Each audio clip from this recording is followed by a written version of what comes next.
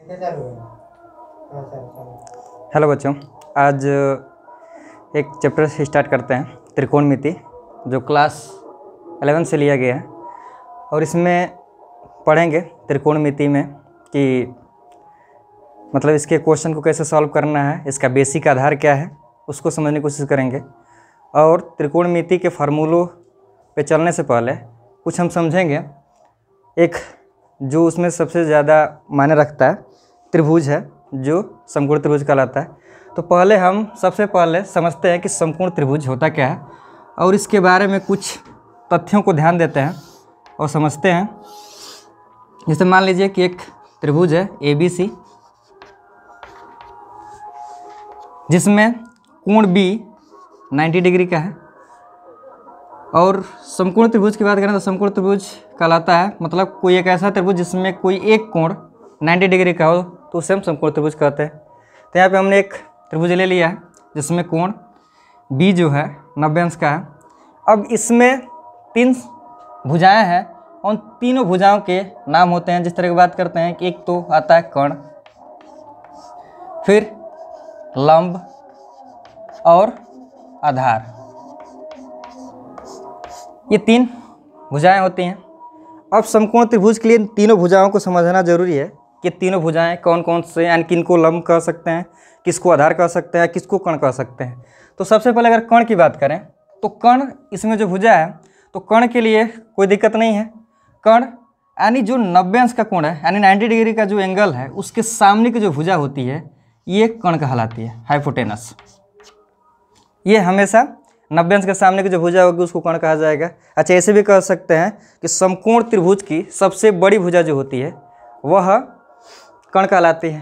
अब बात आती है लंब और आधार की। तो इसको समझने के लिए हम लोगों को ध्यान देना होता है कि यहाँ पे लंब और आधार किसी को नहीं कह सकते। जिस तरह अगर दिमाग में ये आता है कि हम इसको सीधा सीधा कह देते हैं लंब, कि ये लंब है और ये आधार है, ठीक है, ये लंब और आधार हो सकते हैं, लेकिन ये मायने रखेगा कि किस कोण के लिए ये लंब और आधार के लिए काम करेंगे। तो यहाँ पे एक चीज़ ध्यान रखिए, अगर मान लेते ये कोण है, कोण C, इसको हमने एक एंगल का नाम दे दिया थीटा, ठीक है। और यहाँ पे कोण और बन रहा है, इस कोण का नाम कुछ अलग दे देते हैं, जिस तरह फाई ले लिया हमने। अब बात करते हैं कि जिस तरह की ये जो लंब है, ये लंब किसके लिए है, तो ये चीज़ ध्यान रखिएगा कि ये जो कोण है, अगर कोण अगर थीटा की बात करते हैं, थीटा के लिए, देखिए थीटा के लिए अगर कर्ण की बात करें तो ठीक है, कर्ण तो ऑलवेज वही रहेगा जो है, जैसे कर्ण बराबर AC। अब यहाँ पे थीटा के लिए अगर लंब की बात करें तो एक चीज़ ध्यान रखिएगा, जब भी लंब निकालना हो तो जिस कोण की बात कर रहा हो, थीटा की बात कर रहा हो तो थीटा को ध्यान दीजिए, अगर फाई की बात कर रहा हो तो फाई को ध्यान दीजिए। जैसे अगर थीटा को ध्यान देते हैं तो थीटा के सामने की जो भुजा होगी, यानी जो कोण के लिए पूछा जा रहा है, उस कोण की जो सामने की जो भुजा होगी उसको लंब कहेंगे। यानी यहाँ पर लंब जो हो जाएगा वह AB के बराबर हो जाएगा। अब आधार की बात करें तो यहाँ पे आधार क्या हो जाएगा, तो कोण को छोड़कर लंब को छोड़कर, जैसे कह सकते हैं कि ये जो कोण है, ये कर्ण और ये भुजा BC के बीच बना हुआ है। तो कोण तो ये हमको पहले से ही डिफाइंड है, तो ये जिस भुजा पर ये पड़ा होता है, यानी जिस भुजा पे बना होता है कोण, वही उसका आधार कहलाता है। यानी यहाँ पे आधार जो हो जाएगा वह BC हो जाएगा, यानी यहाँ पे आधार। अब इसी की तरह बात करते हैं कि फाई के लिए अगर बात करें तो अब ये फाई के लिए दो ये चीज़ सेम नहीं रहेगी। यानी फाई के लिए अगर हम कह दें कि लंब AB है तो ये गलत होगा। यहाँ पे समझते हैं फाई के लिए क्या हो सकता है, तो फाई के लिए जो कर्ण है तो वही रहेगा जो थीटा के लिए था, यानी AC।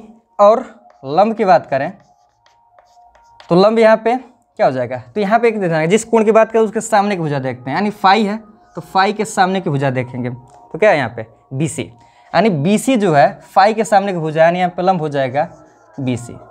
अगर यही बात करते हैं कि आधार, तो आधार जिस भुजा पर बना हुआ कर्ण को छोड़कर जिस भुजा पे है क्या है, AB है, तो यहाँ पे AB हो जाएगा। तो सबसे पहले तो कन्फ्यूजन इसी को दूर करते हैं कि किसको लंब माने, किसको आधार माने। तो सबसे पहले इसी को कन्फर्म करना था, क्योंकि कोण के लिए कुछ के जिस तरह मान लेते हैं कि एक त्रिभुज दे दिया और यहाँ पे कह दिया 30 अंश है और ये 90 अंश, तो ये कितना हो जाएगा, 60 अंश हो जाएगा। तो अगर यहीं पे पूछ दे, तो सर मान लीजिए कि ABC है, तो यहीं पे कहते हैं कि साइन 60 अंश का मान ज्ञात करना हो, इसमें बताना हो, तो हम किस किस भुजा को ले सकते हैं। तो साइन के लिए एक चीज़ पहले से ज्ञात होगा, इसके बारे में बताएंगे अभी। जैसे लंब बटा में कौन होता है, तो अब यहाँ पर लंब बटा में कौन होता है, तो लंब किसको लिखें, तो अक्सर बच्चे क्या करते हैं, लंब इसी को AB को लिख देंगे, तो यहाँ पे गलत हो जाएगी। यहाँ पे लंब के लिए यानी 60 है, तो 60 के सामने की जो भुजा होगी वो BC होगा, यानी BC बटा में यहाँ पे AC होगा, न कि AB बटा में AC। तो इस वजह से ये कोण को समझना जरूरी है, कोण के आधार पर कौन सा भुजा लंब कहलाएगी और कौन सा यानी कौन सी आधार कहलाएगी, इसको पहले समझना जरूरी था। तो ये समझ लेते हैं। अब इसको समझने के बाद अब त्रिकोणमिति के अनुपात जितने भी हैं, तो खास तौर से इसमें त्रिकोणमिति के अनुपात हैं, कितने हैं, तो एक होता है साइन, एक होता है कॉस, फिर उसके बाद होता है टैन, फिर सेक, जैसे कर सकते हैं कॉट, फिर सेक, फिर कोसेक। ये जो 6 अनुपात हैं त्रिकोणमिति के, तो ये देखिए कैसे आए, ये कोई अलग नहीं है, बस इसको समझना है। तो ये चीज़ देखिए, पहले इसमें 3 भुजाएं हैं और ये 3 भुजाओं से हम अनुपात बनाने की कोशिश करें, यानी 2-2 का लेकर अनुपात बनाने की कोशिश करें, तो कुल कितने बनेंगे। तो अगर हम बात करते हैं, देखिए अनुपात हमने ले लिया, जिस तरह मान लेते हैं कि हमने AB बटा में AC ले लिया, एक अनुपात तो ये बन जाएगा, यानी इस तरह बनाएंगे तो 6 अनुपात बनेंगे, 6 के अलावा कोई अधिक नहीं बन सकता, ठीक है। यानी कुल बनाने की कोशिश करेंगे तो 6 बनेंगे, मैक्सिमम 6 ही बन सकते हैं। जिस तरह कि AB बटा में AC बन सकता है, इसी तरह BC बटा में AC बन सकता है, और AB बटा में BC बन सकता है। ये 3 ऐसे बन गए। अब फिर इसके बाद इसका व्युत्क्रम भी करके हम देख सकते हैं, यानी AC बटा में AB भी लिख सकते हैं, क्योंकि यहाँ पे AB बटा में AC लिया है, तो AC बटा में AB, यानी AB के अनुपात है। और उसी तरह हम AC बटा में BC भी लिख सकते हैं, उसी तरह BC बटा में AB हो जाएगा। अब देखिए इन 6 अनुपात के अलावा और कोई अनुपात नहीं बनने वाला, इसमें इन 6 अनुपात के अलावा कोई और अनुपात नहीं बनने वाला है। तो यहाँ पे अगर बात करते हैं कि ये अनुपात है, अब इन्हीं अनुपातों को नाम दे दिया गया। जिस तरह अगर बात करें तो इस कोण के लिए अगर बात करें, तो इस कोण के लिए जो AB है ये क्या होगा, इस कोण के लिए AB जो होगा, यानी थीटा की हम बात करें, थीटा के लिए बात करते हैं पहले, थीटा के लिए अगर बात करें तो AB जो होगा ये लंब होगा, और AC जो होगा वो तो कण है ही। इस तरह अगर बात करेंगे थीटा के लिए जो BC होगा ये आधार होगा, और AC कण। इसी तरह AB जो होगा ये लंब होगा, और जो BC होगा वह आधार हो जाएगा। अब इसी तरह इसको भी लिख लेते हैं, थीटा के लिए ही लिख रहे हैं दोनों के लिए। अब AC यहाँ पे क्या है, कण है, और AB जो है लंब है। फिर इसी तरह AC बटा में BC की बात करें तो AC यहाँ पे हो जाएगा कण, और BC हो जाएगा आधार। अब यहाँ पे BC की बात करें तो यहाँ पे हो जाएगा आधार, और यहाँ पे हो जाएगा ये लंब। अब ये अनुपात हमको मिला थीटा के लिए। तो अब यहाँ पे क्या हुआ कि इन्हीं अनुपातों को एक अलग से नाम दे दिया गया। यही जो 6 अनुपात है, इन्हीं 6 का अनुपात का नाम दिया गया है। और जो ये लंब बटा में जो कण है ना, AB बटा में जो AC आ रहा है, इसी का नाम रख दिया गया क्या, साइन। इस साइन के लिए इसको कर दिया गया कि साइन थीटा, यानी थीटा के लिए बात करें इसलिए थीटा लगा रहे हैं, ठीक है। अगर फाई के लिए बात करते तो ये कुछ अलग हो जाता। तो यहाँ पे थीटा के लिए बात किया तो थीटा के लिए साइन थीटा बराबर क्या हो जाएगा, लंब बटा में कण। अगर ये चीज़ बात करें तो जो आधार बटा में कण है इसी का नाम था कॉस थीटा। इसी तरह यहाँ पे करेंगे लंब बटा में आधार है तो इसका नाम हो गया टेंजेंट, यानी टैन, इसको शॉर्ट में टैन कहा जाता है। ये साइन को साइन कहा जाता है, ऐसे लिखा जाता है, पूरा नेम में होता है लेकिन शॉर्ट में साइन लिखा जाता है। और ये होता है कोसाइन होता है, और ये टेंजेंट होता है, ठीक है, लेकिन इसको टैन लिखा जाता है, ये टैन थीटा हो जाएगा। अब इसी तरह बात करते हैं कि अब इसी का देखिए साइन के व्युत्क्रम यहाँ बन रहा है क्या, जिस तरह लंब बटा कण है तो ये कण बटा लंब है, तो इसका ही नाम रख दिया गया कोसेक, कोसेक थीटा। और यहाँ पे जो है आधार, कण बटा में जो आधार है ये जो किसका उल्टा हो रहा है, कॉस का उल्टा हो रहा है, और यहाँ पे बन जाता है सेक थीटा। और यहाँ पे लंब बटा आधार का उल्टा आधार बटा लंब हो जा रहा है यहाँ पे, यानी टैन का उल्टा यहाँ बन जाता है कॉट थीटा। यानी यहाँ से हम समझ सकते हैं कि ये जो 6 अनुपात हैं, इन 6 अनुपात के अलावा कोई अनुपात बन ही नहीं सकता है। तो इसी वजह से पूरे त्रिकोणमिति में केवल 6 ही अनुपात हैं, साइन, कॉस, टैन, कोसेक, सेक और कॉट। इसके अलावा और कोई अनुपात देखने को नहीं मिलेंगे आपको, ठीक है। तो ये 6 है और ये 6 अनुपातों का मतलब बस यही है इस त्रिभुज के लिए, चाहे कोई भी समकोण त्रिभुज है उसके लिए हम ये आप अप्लाई कर सकते हैं। अगर यही बात करें हम कि साइन फाई की बात करें, यहाँ पे जिस तरह के हमने साइन थीटा के लिए लिया तो ए बी बटा में ए सी कर दिया, कोई दिक्कत नहीं है। लेकिन अगर यही चीज़ बात करें फाई के लिए, तो फाई के लिए हम यहाँ से ध्यान रखते हैं कि फाई के लिए जो था कोण तो वही था, कोण ए सी था, लेकिन लंब जो है ये ए बी ना होकर क्या हो गया, यहाँ पे बी सी हो गया है। और जो आधार है वो आधार क्या हो गया, आधार हमारा ए बी हो गया। तो अब इसके लिए अगर साइन फाई निकालें तो क्या होगा, अब इसके लिए साइन फाई निकालते हैं तो साइन फाई की जो मान हो जाएगा तो इसके लिए भी वही हल होगा, लंब बटा में कोण। तो अब इसके लिए लंब कौन हो जाएगा, यानी बी सी बटा में ए सी हो जाएगा। अगर यहीं पे कॉस फाई की बात करें तो यहाँ पे हो जाएगा आधार, तो ये आधार हो जाएगा इसके लिए फाई के लिए, यानी ए बी बाई ए सी हो जाएगा। और यहाँ पे टेन फाई की बात करें तो टेन फाई यानी लंब बटा आधार, यानी यहाँ पे ये हो जाएगा बी सी बटा में ए बी। अगर यही साइन के व्युत्क्रम को देखें यानी कोसेक, तो कोसेक फाई इक्वल टू हो जाएगा, यानी कोसेक फाई यानी इसी का उल्टा कर देते हैं साइन का, यानी ए सी बटा में बी सी हो जाएगा। और यहाँ पे सेक फाई की बात करें तो ये कॉस का उल्टा हो जाएगा, यानी ए सी बटा में ए बी। अब टेन का जो उल्टा है यहाँ पे लेते हैं कॉट होता है, तो कॉट फाई की अगर बात करें तो ये हो जाएगा ए बी बटा में बी सी। तो देखिए यहाँ पे 90 डिग्री तो ये तो फिक्स है, इन दोनों कोणों के लिए मान वेरी कर सकते हैं, ठीक है। अगर हम यहाँ बात करेंगे साइन की वैल्यू बस कर दें, तो साइन की वैल्यू निकालने के लिए समझना जरूरी है कि किस कोण की बात की जा रही है, कि साइन की किस कोण के लिए, थीटा कोण के लिए कि फाई कोण के लिए। क्योंकि देखिए अगर साइन की बात करेंगे तो थीटा कोण के लिए कुछ अलग वैल्यू आएगी, देखिए यहाँ पे ए बी बाई ए सी आ रहा है। अगर ये साइन फाई की बात करें तो यहाँ पे वैल्यू आती है बी सी बाई ए सी, ये दोनों में मान वेरी कर सकता है। तो इस वजह से इसको समझना जरूरी है। और इन जो हैं 6 अनुपात इनको समझना जरूरी है कि लंब, कण और आधार से इनका रिलेशन क्या है 6 अनुपातों का। और फिर जब इसको समझ लेते हैं तो उसके बाद इनसे कुछ जुड़े फार्मूलों को भी समझने की कोशिश करते हैं।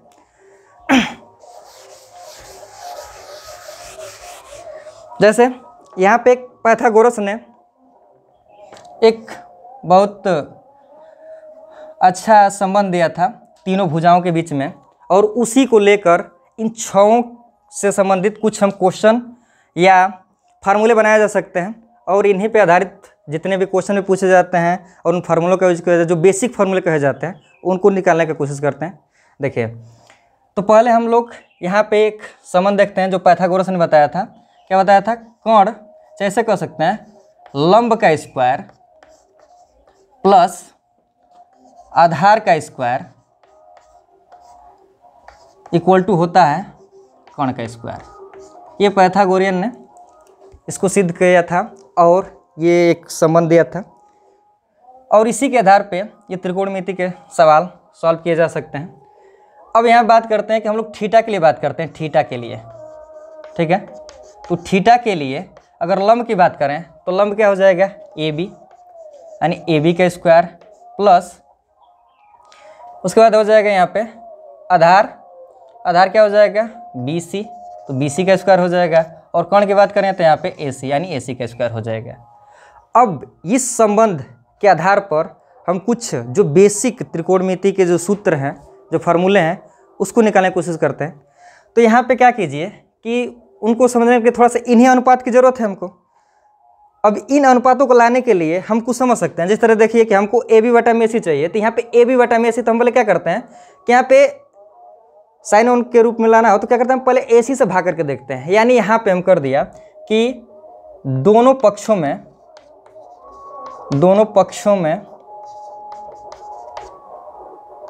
ए सी स्क्वायर यानी कोण स्क्वायर से भाग करने पर,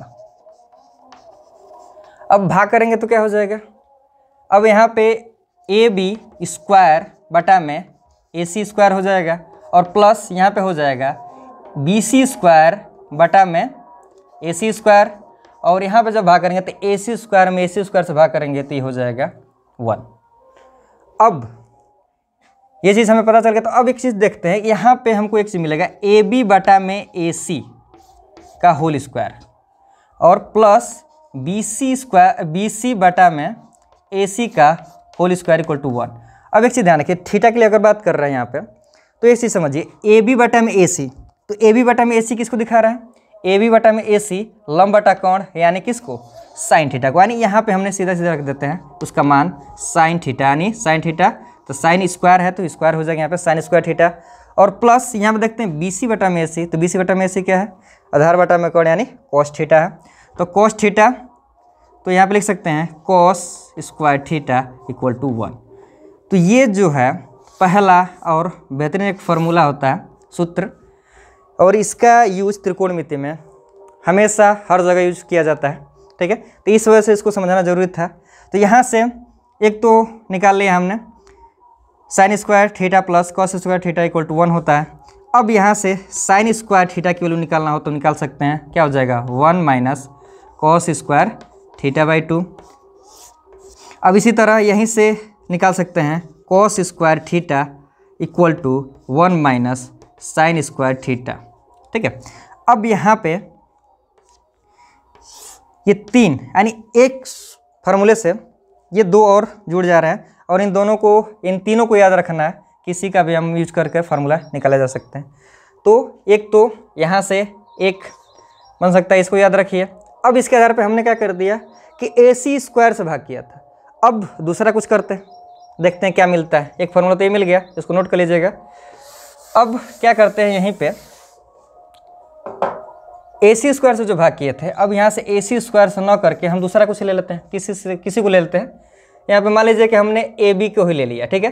तो ए बी स्क्वायर यानी लंब स्क्वायर से भाग करने पर, दोनों पक्षों में ए बी स्क्वायर यानी लंब स्क्वायर से भाग करते हैं, तो क्या हो जाएगा? ए बी स्क्वायर में ए बी स्क्वायर से भाग करेंगे तो क्या हो जाएगा? ये 1 हो जाएगा।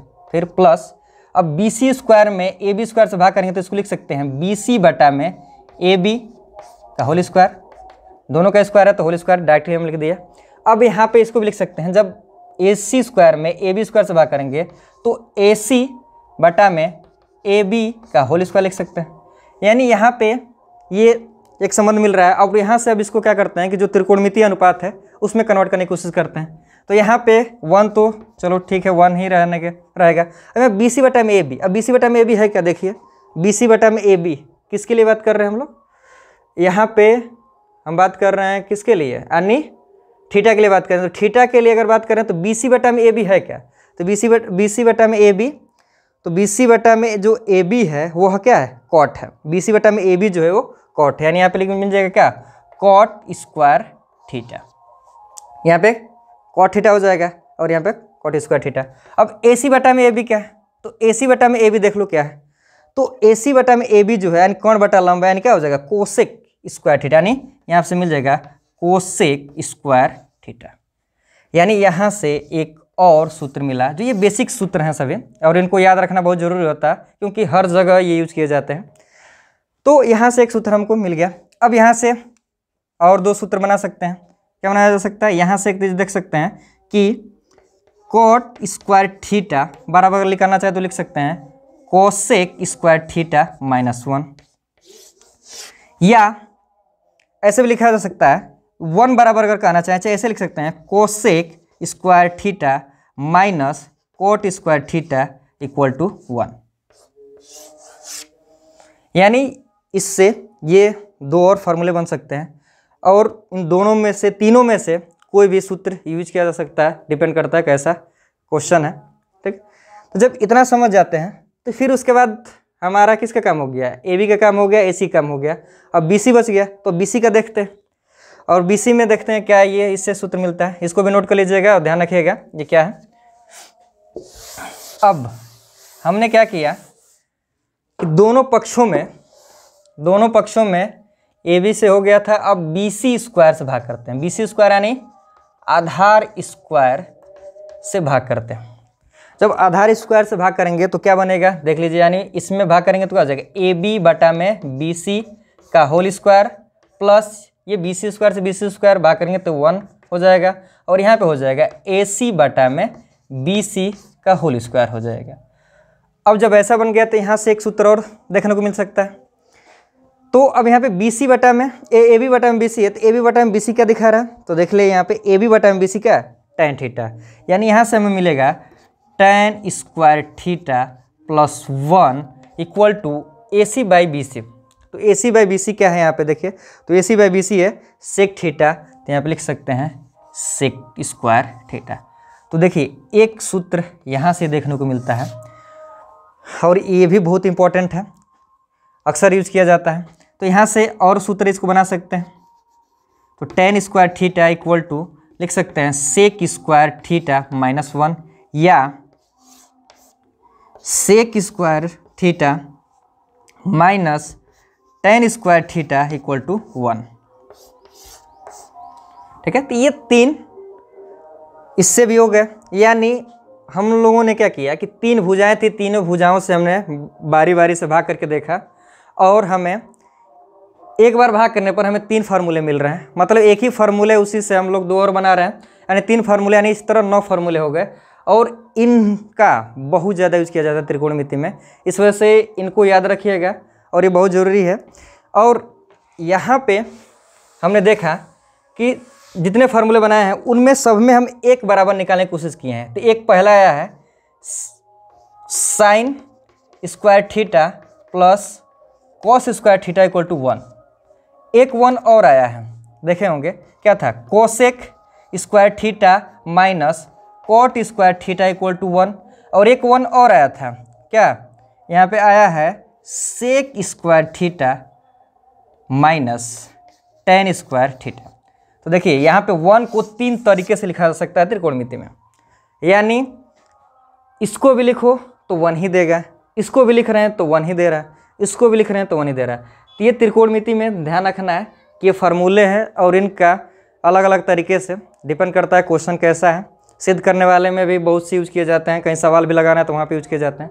तो इस वजह से ये ज़रूरी है इनके बारे में पहले समझना। तो कुछ ये त्रिकोणमिति से संबंधित बेसिक जानकारी थी, और इससे और बेहतर जो भी है इससे आगे उसको आगे वीडियो में पढ़ेंगे और समझेंगे। ठीक है, धन्यवाद।